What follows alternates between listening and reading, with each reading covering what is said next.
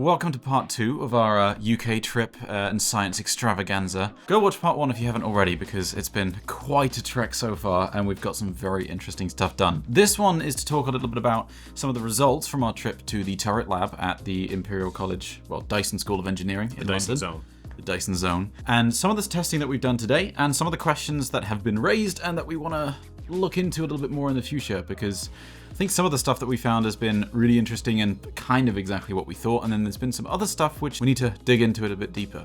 Let's just maybe give a quick recap of what this is and what we've done. Yeah, sure. So, as said, we went to the Dyson Zone, the turret lab at the Imperial College's Dyson School of Design and Engineering, where they have an HRTF lab, where people can sit in a chair, spin around with a bunch of speakers around them, and get a full capture of their full HRTF, which is, in layman's terms, the way our body filters incoming sound. We need to know this information if we're going to measure headphones on our own heads, which is why we came here. So we put microphones in our ears so that we could turn our heads into microphones to measure headphones. What we did is specifically use open canal microphones, which go right at the entrance of the ear canal, so not at the eardrum like most of the measurement rigs you'll be familiar with. Because of that, the data looks a little bit different than I think most of you are going to be familiar with, but it's still quite valuable, even though there are some things that we're learning about the data, as we've been doing this testing that raise more questions, but that's kind of the nature of any scientific endeavors. You're gonna come away with some answers, but definitely some more questions as well. Yeah.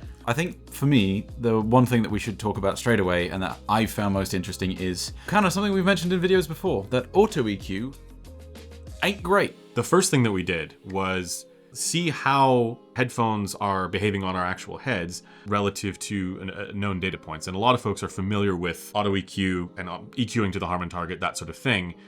We did that, and then we showed what that looks like actually on our heads when we're actually, wearing it on our heads, and the results were very different from what people think is going on. So the problem is that when you place a headphone on your head, not only is your head going to be different from the rig that headphone was measured on, but also that headphone, even after you take out your typical HRTF effects, is going to be interacting slightly differently and causing slightly different behavior. You are not going to get exactly the same results. So making the adjustments to correct it on a rig, as it turns out, does not correct it on your head.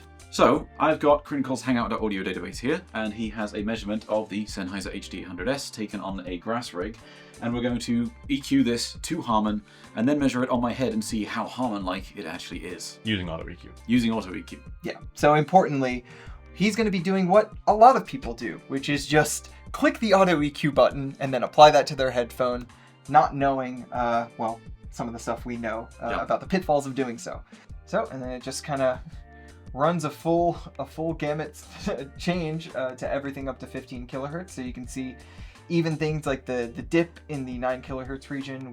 So what we're going to do now that he has come up with an EQ based on the Crin AutoEQ on the Harman target with the HD800S measurement on the Gross rig is we're going to measure that at Cameron's ear.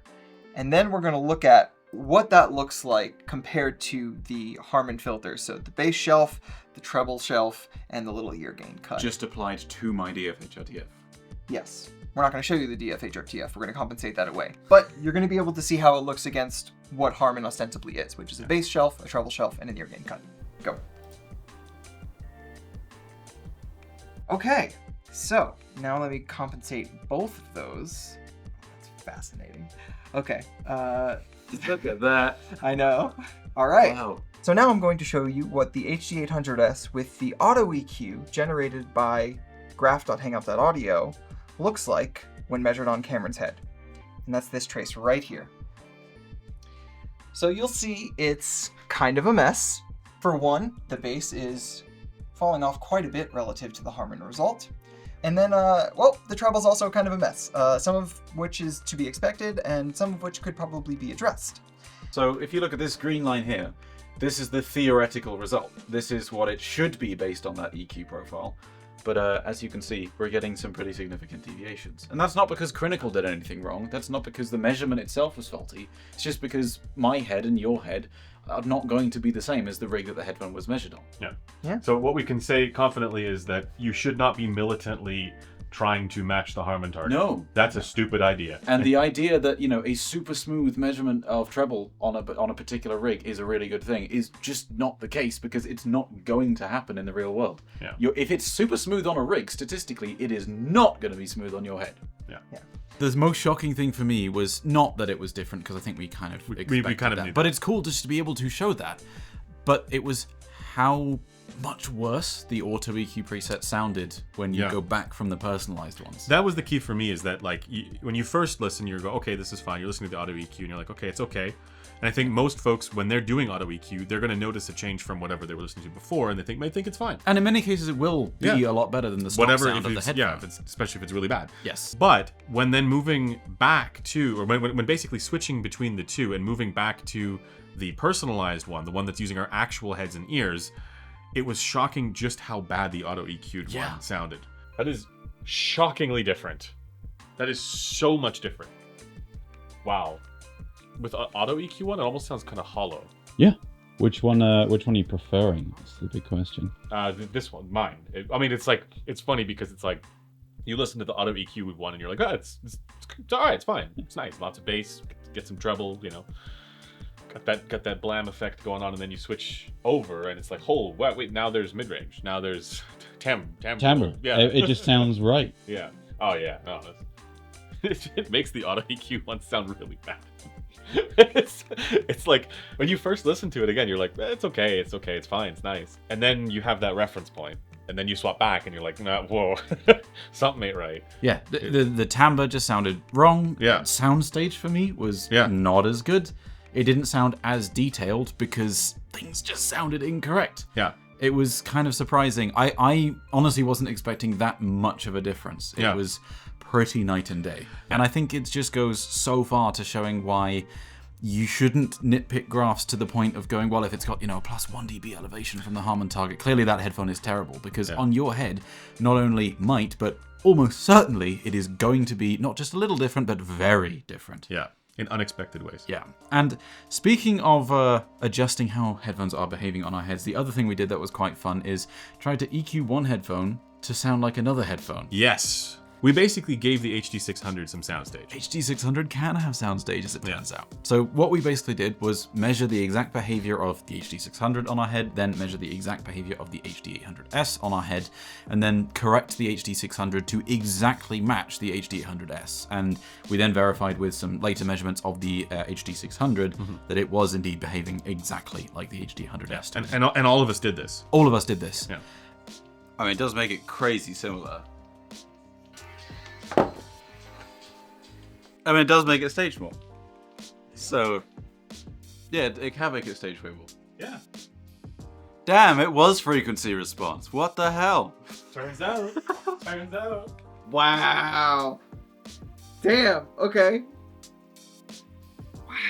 Hold on. Let me go back to the That's fucking weird.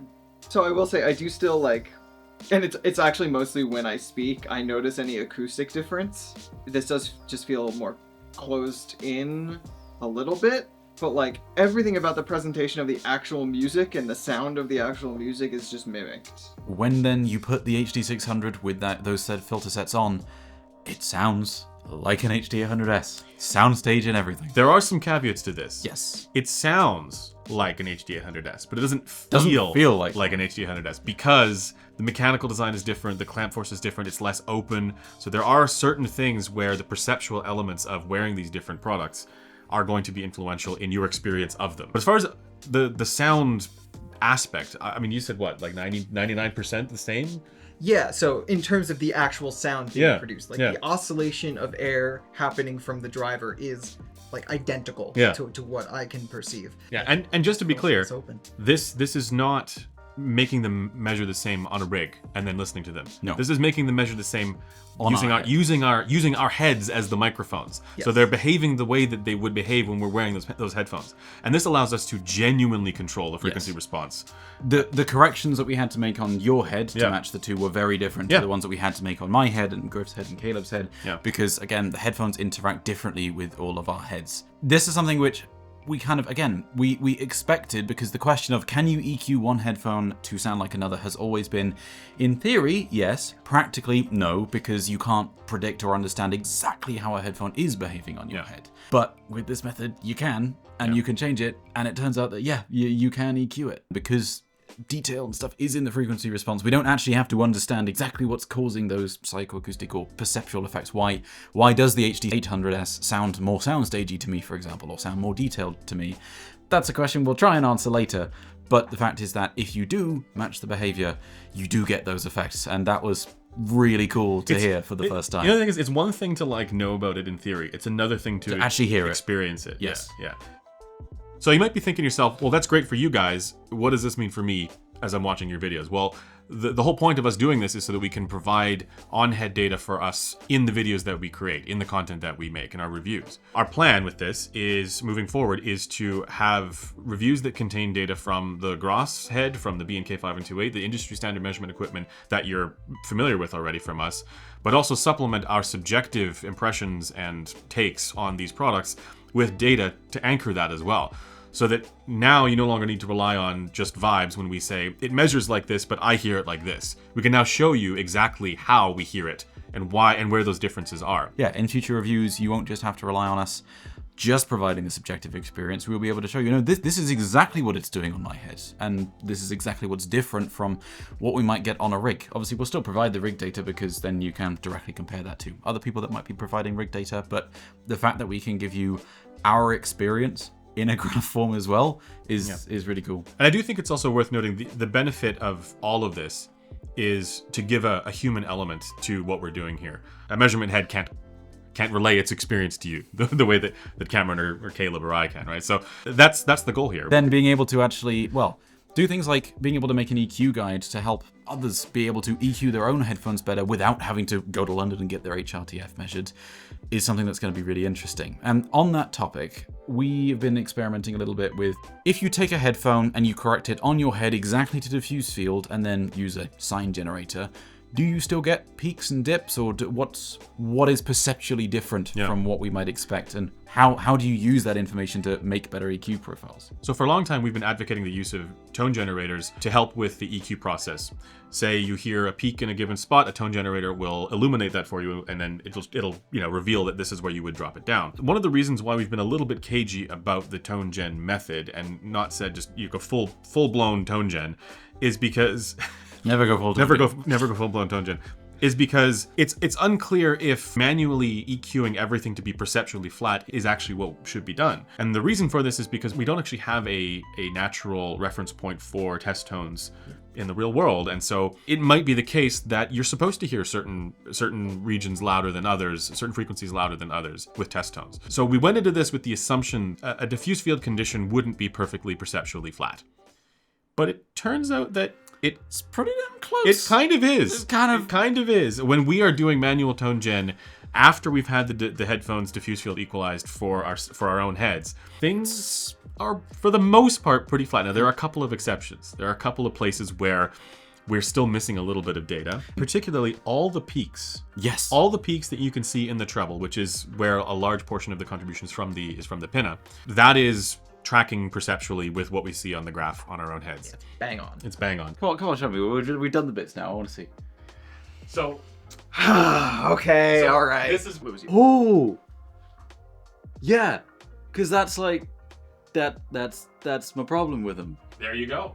So this is what I was somewhat surprised by, but it's a happy surprise because it does confirm that you can use tone gen to equalize out peaks, and we can be a little bit more confident about recommending this. The bit that it seems, or that we're not entirely certain about yet, is if there is a massive dip, should you be filling that in? Because it might be that you need to fill it in, but it's unclear by how much. Not as much, yeah. But the fact that you can indeed use a tone generator to figure out exactly how to even out the vast majority of the frequency response is something that we weren't sure was going to be the case. But the fact that it is really good for the average listener, because it means that you guys don't need to go and do all this. Yeah, you don't need the graph. You don't need to get the in-ear microphones that we've been using for this. You can do this manually, and we'll have an EQ guide for how to do this in the upcoming month. And it also means that you could do things like take an AutoEQ profile, apply that to your headphones, and then do a sign sweep after and see where are there peaks that are now being added or that are still lingering that should have been corrected but aren't. And then you can fix those. So you can use this as an additive step to AutoEQ to make it better and much more relevant to you, and you'll get a way better result. So that's pretty neat too. So we're obviously doing a lot with Diffuse-Field, but the question is, what is Diffuse-Field and why does it matter? The short of it is that when you're wearing headphones, you want a sound that is bereft of any tonal color that would be due to locational cues. So a cue from a speaker at a distance is going to be heard as a weird frequency response quirk because we don't have the rest of the information that would contextualize that cue and make it sound normal. In headphones, we have none of those cues because the sound follows us. We need to use Diffuse-Field for headphones because it's basically the only way to evaluate the sound of a locationless sound production device. Yeah. Sound helmet. Sound helmet. Of a sound helmet. A sound helmet. Yeah. And when it comes to evaluating headphones, we've relied on the Harman research for a very long time. A lot of folks have relied on the Harman research, that we collectively, as anybody measuring headphones, is familiar with this stuff. But there are a lot of issues to do with that. And a lot of it has to do with the assumptions that were made at the time that are turning out to be, or have turned out to be, not the case. Scrungly. A bit Not quite so simple. Yeah, not quite so simple. Let's just put it that way. So for starters, a lot of people assume that headphones will trend similarly across different heads and ears, and that's just not the case. And as we showed today, just between the four of us. And the equipment that was used in that research is not the same equipment that's getting used today when people are measuring headphones and showing it relative to the results that were derived using that original equipment. Yeah, Because we know ears differ, that matters. It matters, and it's also not the same as what is happening with humans, right? Just to clarify that point, what he's saying is the Harman research was done using a rig with a pinner that is not the same as the rigs that people are measuring headphones on. It was like a custom built rig. We're not even talking grass versus B&K. We're talking grass to grass are different. Even the grass rigs we use, everyone uses today, are not the same. That was the one that were originally used in the original publications that the listeners were tested on. So it would be kind of similar to EQing a headphone to Harman on my head, then measuring it on your head and going, oh, this is.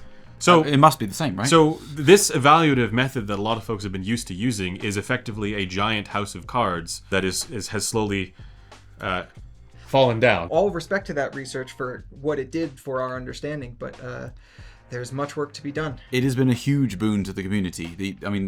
Scrungle aside, there's so much about the Harman research which has been, well, probably the single biggest driving force in just making headphones sound better, because without it, most companies would have absolutely no idea what they're doing or what to even remotely aim for. So the fact that it's not perfect is not in any way us saying, oh, it's bad and you shouldn't care about it. Not in the slightest. And I do think that if folks maybe did use the research the way it was originally intended, it would probably be a little bit more congruent with the way that people think about headphone measurements, or how people should think about headphone measurements, really. But the reality is that that's not how it's used. Unfortunately, for the way that people want to use headphone measurements, it's not good enough. We wish it were simple. We really did, because, it would have been a lot easier for us as well. But, unfortunately, there's a lot of complications and weirdness and questions that we just don't know the answer to yet. Yeah, like, where the fuck does the 3 kilohertz dip come from? Come on, Sean. Help!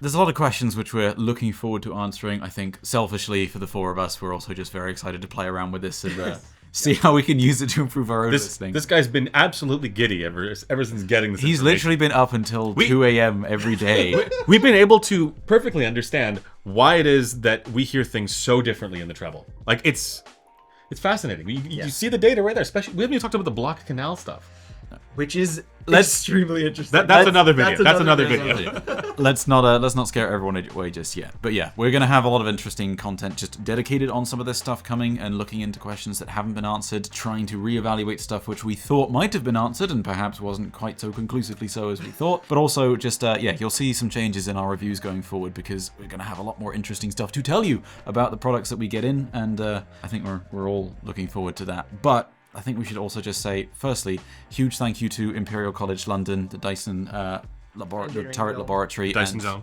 the Dyson Zone, and to Tony and Niels especially there as well for everything that they've done and helping us get all of this data to headphones.com as well, because without headphones.com, none of this would have happened in the first place. They are what makes all of this possible, and if you like content like this, if you like our reviews and you want to see more of it, and you want to see us dive into more questions, and hopefully try and help you guys to understand not just which products you might want to get, but also how to make your current listening experience better as well, then consider using headphones.com for your next audio purchase.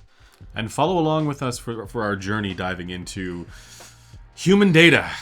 The human data. This is what we want and what we have. I don't know how much you can tell, but I think we are all looking forward to getting a bit more sleep as well. Because it's been a good week, but oh boy, it's been a week. I miss my bed.